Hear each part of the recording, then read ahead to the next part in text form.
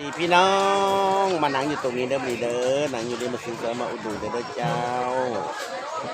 มาเด้อไอ้ทุกคนเด้อมาซื้อกันเด้อตามทางคลิปยูทูบเด้อเจ้ามาซื้อซอยนี่มาเด้อนี่ส้มปลาสะโดนี่ส้มปลาสะโด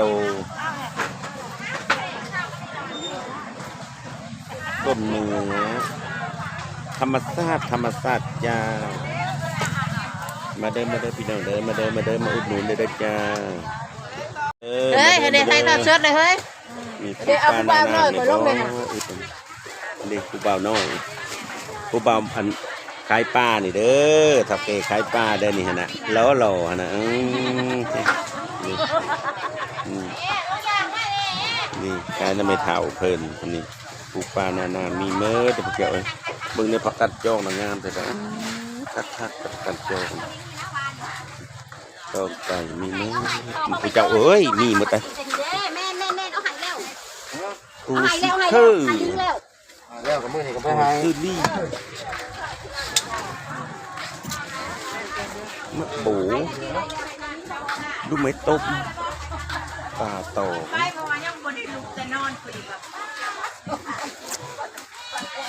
ขอเริ่มเลย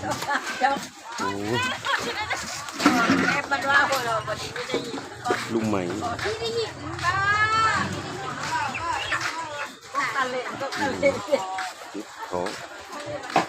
ทิพโพหนังลุงเนี่ยพวกเราทิพโพหนังนี่ทิพโพไฟป้าหันเจเล่นี่หันเจเล่เดินนี่เด้อมาเดินนี่มาซื้อผักบกนี่อันนี้จี้ขนาดจีบคอยกูมือบางทีได้ผัวน้ำหมูนั่นแหละลูกกับปลาเมืองจำพรปลาเมืองจำพรเห็ดสมปลาตอนแซ่บได้หน่อยสี่กิจวดไข่นกกระทาเนี่ยเจ้าหนักไหมนี่กระปูกระเป้งจะผักขะแยงเลยผมจะเบิ่งในผักขะแยงนั้นผักขะแยงนะเบิ่งผักขะแยงนั้นมากไปเลย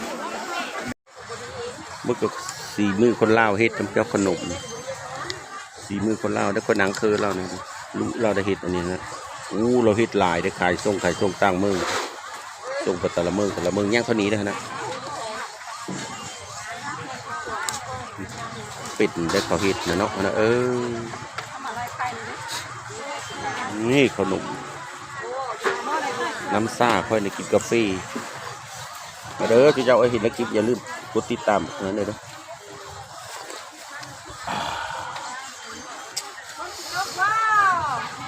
เขาข่าวเลยดิเตรียมโลดว่ะเตรียมเลยเด้อเตรียมโลดว่ะสวรรค์เขตลงฮอตใต้คุณจะตกจะลงที่นั่นตลาดเมืองลาวตลาดสวรรค์เขตมาเด้อมาอุดหนุนซอยเด้อ